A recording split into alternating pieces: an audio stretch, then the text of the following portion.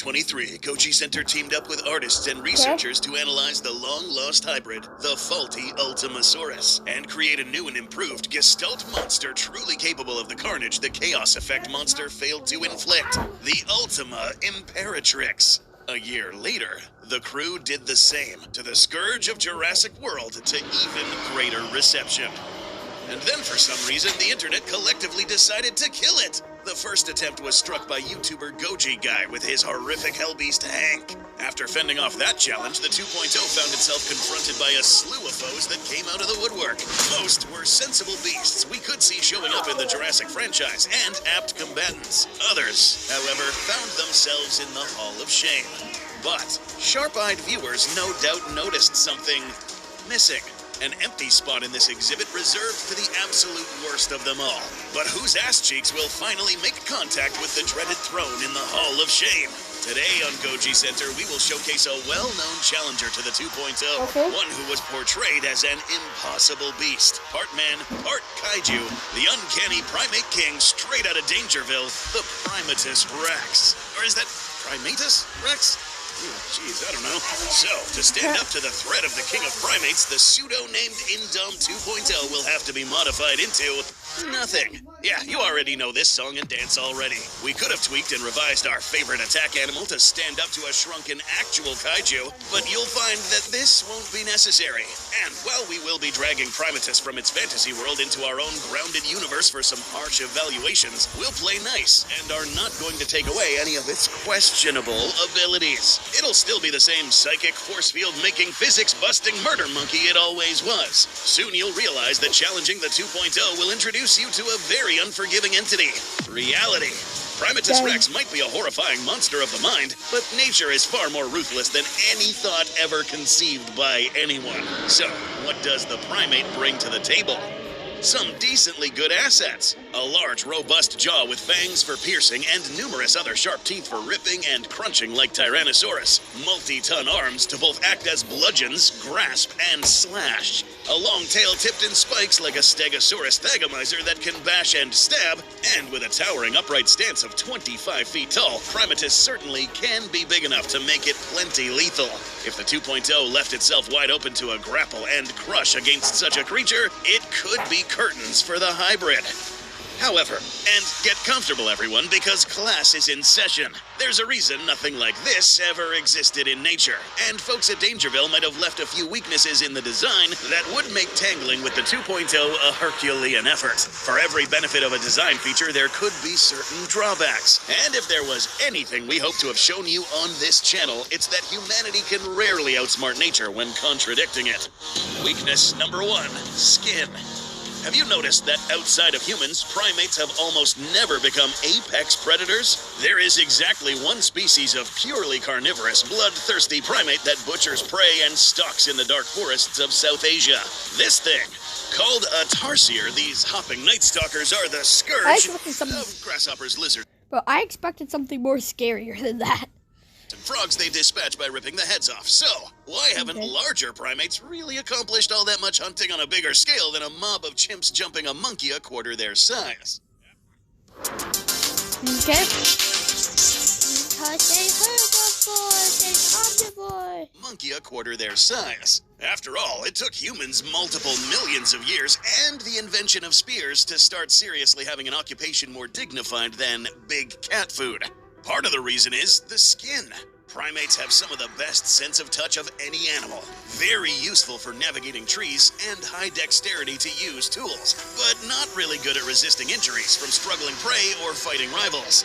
Let's take a look at Demented Monkeyzilla real quick, and it seems as if we have a problem. This fur and skin composition comes straight from primates. Skin is made up of multiple components and layers. In primates, the dermis and epidermis are more rigid, and there's less fibers called collagen and elastin connecting the tissue. This means primate hide is much less flexible and can't bend around claws and teeth as well as other mammals. Own a pet cat or dog? You'll probably notice you can pretty easily pull up their skin without hurting them. This same elasticity allows them to warp around and withstand both impacts and stabbing teeth or claws better. The same kind of squabbles between two lions leaving each other with scratches on their face might skin a primate alive. For particularly beefy primates like mountain gorillas, thicker skin, layers of fat tight against the muscle, and more covering fur help to protect the limbs and body from injuries, something the lean and mean primatus seemingly lacks. Now, this isn't to say cutting up an ape is like knifing through butter. Hide is still not something easily pierced, just that there's going to be way less resistance on the skin, and certain types of injuries like shredding and gashes that do slice the skin are going to leave some nasty cuts. This was a reason that while the Indominus 2.0 had some primate genes in its roster, these were far less pronounced and mostly fixed on the internal musculature and skeleton. That armored hide from the African dwarf crocodile was picked for optimal protection without costing much flexibility, specifically to cover this problem. But the ways the Primate King differs from other primates also came back to bite it in another way. Weakness number 2, stance. Yeah, many of you probably saw this one coming from a mile away. There's a pretty good reason no biped ever looked at all much like Primatus rex. What works for a kaiju may not work for a normal animal. Mixing and matching the traits of a dinosaur and a primate in this fashion took away from the best of both worlds. Let's quickly recap how both of these move around. Bipedal primates like gibbons and humans are able to walk upright, giving them the ability to quickly turn around and change direction because there is no tail in the way. The hips are wide and short, keeping the upper body directly above the center of gravity at the pelvis and stomach. Walking on the whole foot is called a plantigrade stance, giving us, and gibbons, better stability because the heel is touching the ground to act as a backstop and pivot. This is why even apes like chimps and gorillas, who usually knuckle walk on all fours, will be stable while running and fight in bipedal stance. Apes can do this much better than tailed monkeys that have their center of gravity shifted around. Seems like Primatus is already racking up some issues. But what else does the Monkey King resemble? Theropods. Let's take a quick minute to study those. Theropods were obligate bipeds that had everything virtually the other way around. The hip was very narrow but long. This gave these animals enough space for the light muscles to attach at an angle that kept the body parallel to the ground, with muscles that attach the legs and tail helping them maintain balance and increase stamina. Walking in a digitigrade stance with the heels raised off the ground. You know when you see birds and it seems like they have backwards pointing knees? Same thing. They inherited it from their ancestors, and this reverse knee orientation is actually the heel you're looking at. That long tail is critical for keeping balance when walking around at a huge size, but only when standing parallel with the ground. Going upright for a long time and walking around like this could result in toppling over. Demonic Barney is seemingly trying to have both stances. The Demonic Barney? Is that what I just heard? Parallel stance of a theropod and upright stance of apes. This can lead to compromised mobility and stability when trying to fight. The body being that far up with long digitigrade legs bent like this means building speed and keeping your stamina while doing so is going to be way harder than it would be for a theropod. So this now means that getting hit by a similarly sized opponent in a charge would wind up toppling Primatus rex over much easier than the other way around. This is one of those times we're trying to be the jack of all trades and failing miserably. But hold on a sec. There are animals in real life that resemble this. What about those? Well, yes, there are, like kangaroos and sloths. They can get away with this, though, because they have different arrangements for their hip and tail to pull this off. Spinosaurus and Therizinosaurus pulled this off as well to some degree because they had very wide stances with four-toed feet and shorter legs to keep their center of gravity lower. Primatus is functional, but most definitely not optimal. When it comes to changing direction quicker, sprinting long distances, or even keeping its footing when clashing against similarly sized animals, it will be a lot harder than it seems. And this without... That's why you don't mess with, Goji Center. This is the video I've been waiting for.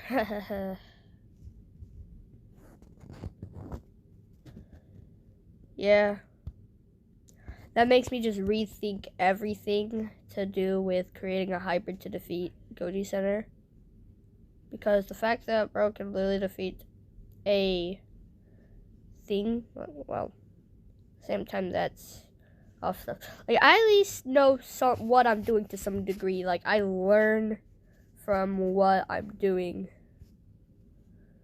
Like, I'm pretty sure I had pistol shrimp to one of my creatures, but I gave it, like, lobster claws or something like that. So it has a powerful, like powerful claw grapple or whatever for, like, a scorpion. Yeah, my Scorpio Trappist or whatever, don't know what its name means, I just called it that. I don't know if it would be able to beat Indoraptor, well, Goji Center's Indoraptor 2.0 or whatever. I mean, I think it possibly could. But with making the 2.0 version to, like, challenge Goji Center Indom, which I kind of took out a few details, because I'm actually trying to work, like, I'm using creatures closely related to a scorpion, or maybe a few creatures outside of the scorpion, whatever arachnid family or whatever. Mentioning how top-heavy this thing is. Huge arms and a massive skull adding weight above the balance point near the lean gut will bring some issues. A quick fix for this would have been planting its hands or knuckles on the ground like Peter Jackson's King Kong, but it doesn't seem to be the default posture. You can save hundreds with Liberty. Whoa! Very funny, Limu. Doesn't even look like me. Seem to be the default posture. Tackling the 2.0 might wind up bowling over Primatus Rex in a tackle, dragging it down and using that towering height against it. In the video featuring Primatus Rex and him bullying the original Indominus Rex, there seems to be no mention of one special weapon the 2.0 possesses. No, this isn't the sharpened metal pole the internet seems to bring up every time, which would now, by the way, prove troublesome to an unstable front-heavy Primatus. We are talking about Venom. If there is any animal amongst the 2.0's carefully selected contributors that has been consistently underestimated time and again, it's the MVP, short-tailed shrew. This animal... Yes, I need to start using that for my hybrids, bro. The iron teeth and a venomous bite? That's crazy. Caught a lot of people off guard when this seemingly wannabe rodent had a surprising skill for carnage. We're lucky they're so small. It and fellow contributor, the dwarf crocodile, were essential in rescuing the 2.0 from what could have been fatal blood poisoning when it squared up against Hank. Today, the 2.0's toxins are here to teach Dangerville a lesson. Weakness number 3, venom. Usually, for large animals, venom is not necessarily something you have to worry about. Venom, after all, works by injecting the toxins into the bloodstream. As they say, the dose makes the poison. The more venom there is in relation to the volume of blood in the animal, the greater the chance the venom can do its job. This is why the amount of venom that could kill a mouse within moments might make a horse dizzy and barely even register to an elephant. The murder monkey showcased in Dangerville's video that bullies the Indom also, in that it's in a different size class, but nowhere big enough to snuff off the effects of the 2.0's venom, and the amount applied. Let's take a look at what would happen when the 2.0 manages to take a bite off the now unstable abomination. But hold up. We really need to address this, especially since every ability in the hybrid should be backed up by some genetic contributor. In Dangerville's video, it was mentioned that this thing has a bolstered immune system, but no mention of what exactly contributed to it. Even Hank had most of its abilities backed up by animals. But let's pretend and give Primatus a free pass, that it does somehow have this said improved immune system. Well, it might go a bit better if it was fighting a venomous snake, but it's fighting the 2.0 with the venom application method of the shrew, which is very different. Unlike snakes, who are very careful with the limited stamina they have for bursts of action, shrews are about as hyperactive and voracious as an animal can get, continuously biting and thrashing, and the venomous saliva makes this all worse. Continuous doses of venom to the bloodstream isn't something the body will take lightly. Say this immune system does manage to fend off the first dose, it might start having issues with the second, third, fourth, and so on. The body takes time. Okay, I might start using shrew DNA for hybrids. Constant. And combine that with Komodo dragon. Fighting off these foreign agents and can become overwhelmed. Not to mention that this neurotoxin will cause paralysis at a parabolic rate as each bite is inflicted, affecting the nerve cells and, hold on. Alright, we need to talk about this. Primatus comes wobbling into the battlefield with enlarged brain tissue that allegedly gives it psychic powers. It might be protected from outside attacks by Primatus's foresight to cover its blind spots and a force field, which in the realm of reality wouldn't exist, but here goes yet another free pass. Primatus can keep its force field ability, cause one good bite and it's out of commission. How about a venomous tax from the inside? All right, fellas, pop quiz. Where do you think a neurotoxin that targets nerves is going to affect the most? I'll give you a couple seconds. Did you pick answer Brain. A? Yes? Congratulations! Dangerville selected option F. Now, admittedly, a small dose of venom would not affect a theropod or normal primate of similar size to the same degree. But this venom still has horrid effects on the muscles and nerves for an opponent. Yeah. Like this. In this case, however, this superfluous amount of brain tissue ended up giving Primatus a bigger weakness to this. Yeah. And because neurons still have to act like neurons to transmit information between the cells, regardless of what you are, otherwise you couldn't even move, this means the more bites Primatus incurs, the more its mind and body are going to stop working. And, well, as we already covered, the evil monkey is shrink-wrapped in tightly fixed skin around the muscles with very little padding underneath, making it bleed quicker and giving more opportunities for this venom to leak with every bite. The fur could deflect some of it, but anything on the bare parts like arms, chest, neck, face, and that uncanny tail would prove catastrophic.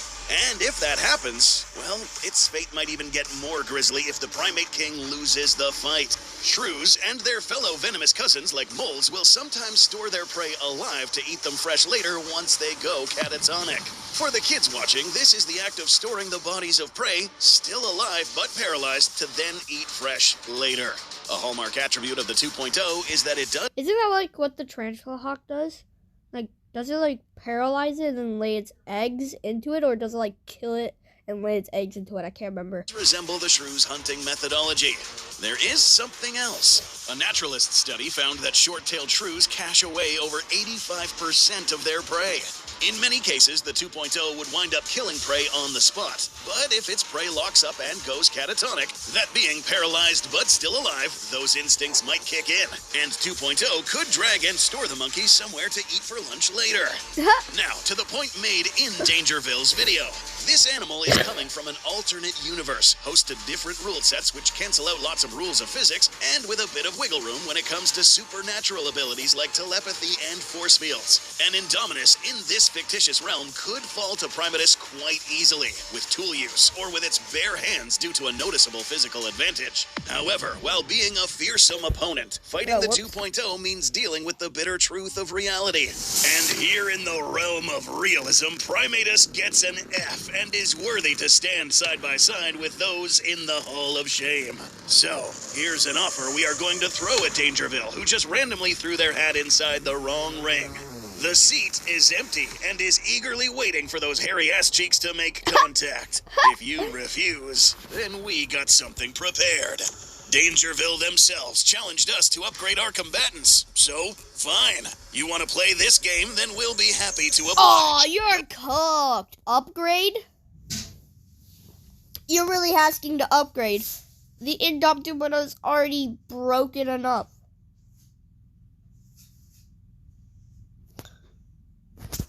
G-Center will now play by the rule sets of Terracosm. And Primatus is now given a choice. Embrace shame or face death. Okay, yeah. Goji, yeah. Do not mess with Goji Center.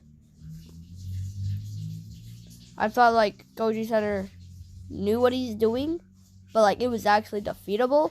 But, no, Goji Center 100% knows what's going on and knows what to do. That's crazy. It's like, if you somehow manage to beat him, he's just going to come back with, like, a 3.0 or something like that.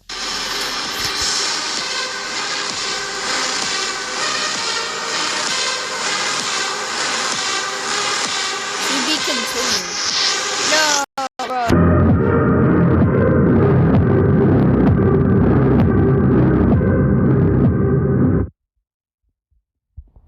Hold on, let's see this. Let's see the comment. Today, you don't mind the way. Laughing from his grave. Nice. Crazy.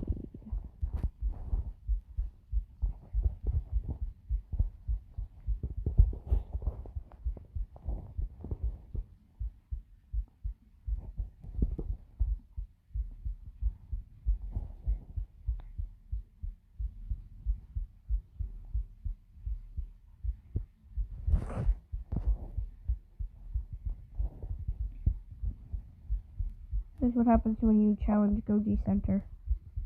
Yeah. That's why I do research.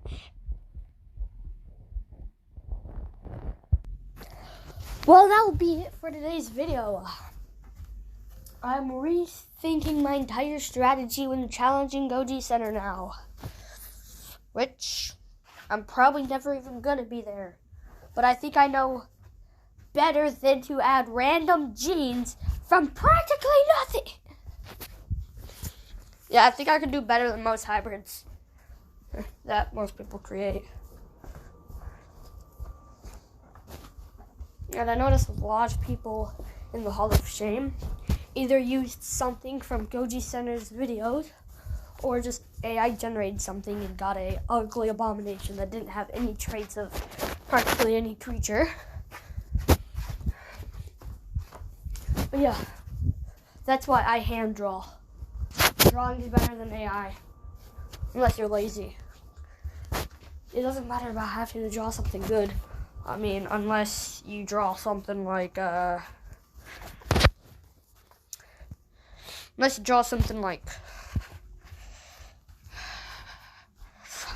you draw something like this, then you're very well not beating Goji Center or me. You know, got basic rules. Medicine called the area of shame, which is where you've absolutely failed. And yeah.